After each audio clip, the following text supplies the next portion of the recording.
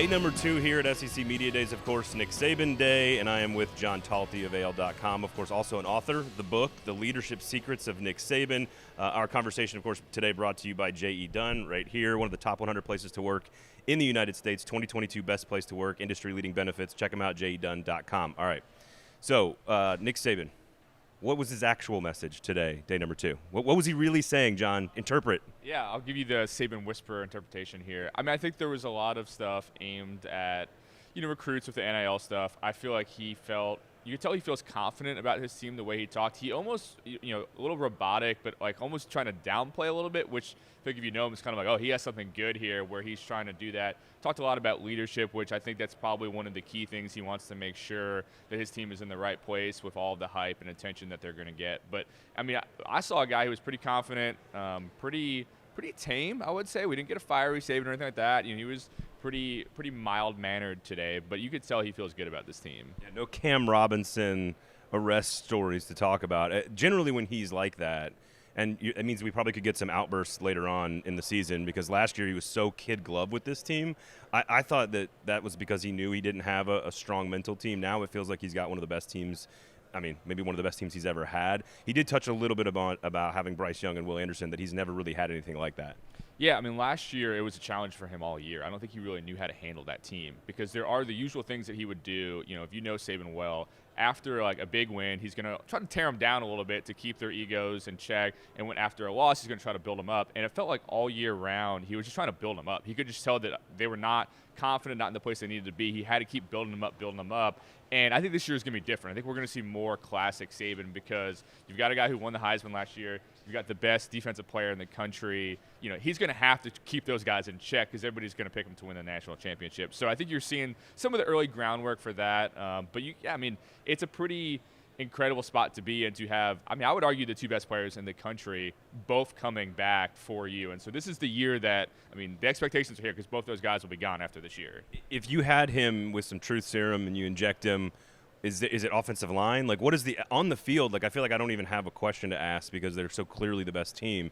Where is it that you think he is most focused on building his roster in terms of concerns about, Ohio State, Georgia? Because that's who he needs to worry about. And I think he hit on it a little bit was the offensive line. I think that's the place that I would lock into because he did mention, like, no matter how good the quarterback is, if you're not surrounded by the right people, you could have problems. So they dipped into the transfer portal to try to fix that problem. It was up and down all year last year. Think about that offensive line against Auburn was a mess. And then against Georgia, it looked amazing. And I was like, wow, they figured it out. But, it was up and down all year round. And so that's going to be, I think, the big question is, like, can they pull it together when they do have to play a team like Ohio State or, some of the other teams, Georgia, if they play them in the SEC championship game, could give them some problems. Obviously did last year in the national championship game. So there's some teams that could potentially be a challenge. But, it's like picking a nit on like a supermodel. It's kind of like, yeah, we can all find a tiny little flaw, but like big picture wise, like it's pretty good, She's too tall, John. She's too tall. All right, so then let's first of all, Bryce Young and Will Anderson and battle as well. What is there anything that people don't know about these guys because again, I always find the players to be the most interesting part of this event. B.J. Ojolari, incredibly thoughtful. You got the Bannister kid for Arkansas, who's like the epitome of what a college athlete's all supposed to be about, going from walk-on who nobody cared about to now being a senior representing his school. These guys are so overcovered. Is there anything about Bryce and Will in particular that people don't actually know? It's tough. It's like you said, they've been so written about over the years. Bryce had a podcast last year, so he talked plenty about that. I find Will Anderson to be fascinating. I think he's a great kid. I think he's really interesting. Last year had lots of opportunities to do NIL, didn't do any of it. It was just like, I don't want to deal with this. I think he's cashing in a bit this year, but I think he's a fascinating guy. Jordan Battle. Famously was the one who revealed the Nick Saban D's nuts joke. So he's got a good sense of humor to him. He's a fun guy. I'm curious to see what he'll say out here today. I think he can have some fun with people. But, all three are super thoughtful guys, and they're all really good, too. It's a great combination of intelligence and, play on the field. All right, well, you led me right into the NIL stuff and the money, and he certainly got his question from the Washington Post today about that. And I don't know. It felt like it was a slightly different tune a little bit. Like it felt obviously in a booster setting like that all that nonsense is a very different audience, but it does feel like he wants regulation, he wants uniformity, he wants transparency. He voices that he's concerned about the game. I think we all are. We'll get to mega conferences in a second, but it felt a little bit more like I'm just going to kind of toe the line here and then say, oh, by the way, our players have done better than everybody else. We've made $3 million. Like, does it feel like different at all from what he was saying in the summer at all for what he said on Tuesday? I think he's learned probably through trial and error what he can and can't say. I mean, he's obviously World Games where he had his most explosive comments, which we all know about. But he's had, I feel like throughout the spring and summer, he's been hitting similar points. He's tweaked it, I think, the message over time. I think the $3 million thing doesn't surprise me at all about Saban. You go back a year ago when Saban, kind of casually reveals that Bryce Young had already made $1 million NIL. And it's always aimed at recruiting. I don't think he doesn't do anything really by accident. I think he was very clear by saying, I see some problems with it, but by the way, we do it better than anybody. Like, that's a message to everyone, like, we're going to take care of you if you come here. So that's part of it. But some of his message, I feel like it's a little fuzzy to me. He keeps bringing up the parity thing, which doesn't make sense to me because, and I write about this, a little plug for you here on the book. I write about this in the book. One of the big reasons why he left the NFL was because of part of the parity problem. He was frustrated by the fact that the better my team is, the worse players I get, which doesn't make sense. And he was like, if I go to college, I can recruit 5 first-rounders every year. Like, that's why he likes college football. So complaining about the parity doesn't really ring true to me. But I don't know. He's been pushing that message all summer. No, I completely agree. And the very first time he said something like the day before the Jimbo stuff happened, and it was all about, like, everything in college football needs to be balanced, and there's not and then he mentioned, like, scholarship limitations, which he's right. It's all technically the same. But then he mentioned, like, healthcare and a few other things. This was, I think, with Feinbaum at the golf tournament. And it struck me as, like, completely tone deaf to the fact that Alabama has as many resources as anybody else, if not more, and that he benefits from outworking everybody, which he likes and makes sense. But at the same time, you can't want that system and then also complain about the fact that super conferences are going to leave teams behind or NIL is not transparent and equal.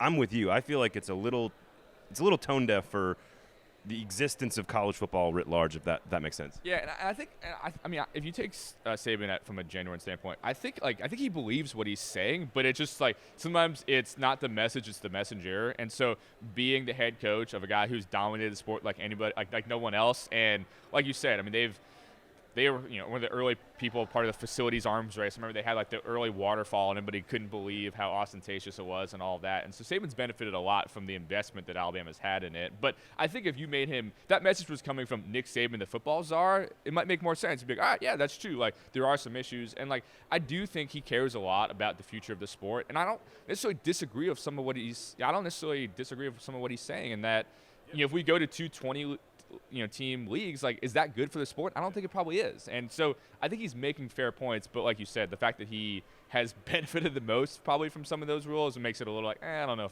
if it's real, I mean, I totally agree with everything you're saying. The question is, would he ever change? Because we know what his value is, why he wins, and again, read it in the book.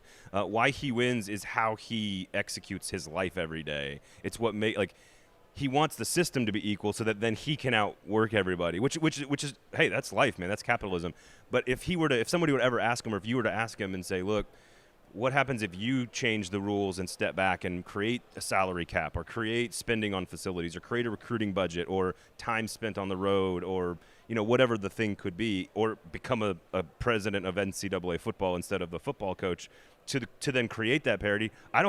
He's too much of a competitor, right? Like, there's no chance he does that stuff. Well, I feel like he would find a way to still make it work for him, Like, so you've seen you think about the classic Saban rule, they changed the rules because of how much he was going out on the trail, as a head coach, and other head coaches didn't want to do it, so they changed the rules. So he's like, all right, he was an early adopter to doing video conferencing with recruits, and other guys weren't doing that. So he was well set up for the Zoom FaceTime era. So I think he would adjust if he had to. I think it would be interesting if it was like if you limited how many hours you could work a day. That might be kind of like, all right, like what am I supposed to do? Now that might be the tough one for him to do. But I think I will say he's pretty good at adapting big picture wise. He's had a couple things go against his way of how he wanted them to play out, and he adjusted to find a way to make it work for him. So I think he would be able to do that. But a salary cap would be interesting, if that ever happened. And I think one of the things at his core that I think he's worried about, he's so built on a meritocracy within his team. He doesn't want any one guy feeling like he's better than the others. And so I think the fear is always, if this guy's making $2 million a year and this guy's making nothing, how do I get both those guys to buy in the same way? And Bryce, I think, is well suited to be able to do that, but not every guy is going to be able to do that. And so I think that's where a lot of his fear comes from, is that like this is going to rip teams apart where you got guys at different levels. That makes total sense. John Talty, of course, AL.com. Follow him on the Twitters, the .com. The book, The Leadership Secrets of Nick Saban. Go check it out. It's on newsstands, right? You can go buy it. Or 3 weeks. Comes out in 3 weeks. There you go. August 9th. Go pre-order it anywhere you get your books. Hopefully a smaller bookstore, but you can order it anywhere you want. John Talty, of course. All the coverage today from SEC Media Days brought to you by J.E. Dunn, one of the top 100 employers in America. So go check him out. Last question for you. At Arkansas, at Tennessee, what's the game you are most worried about if you're an Alabama fan? Does it have to be on the road or can it be at home? It can be anywhere. I mean, A&M is not going to beat them. I'm telling you right now, and you know that. No, they're not. Yeah, I mean, I don't know if I would have said Ole Miss, but like we already saw what happened last year with Ole Miss. Lane will get in his head. He'll spend too many hours coming up with weird plays that won't work. They're not going to lose to A&M. I feel pretty good about that. I mean, SEC championship. We'll see who's there. Maybe that's where it is. I mean, I don't. So 12-0. You're taking 11.5. You're taking the over. Yeah, I'm taking the over right now. Yeah. All right, there you have it. Go to Vegas. Put all the money down right there. John Talty. Thank you guys for watching.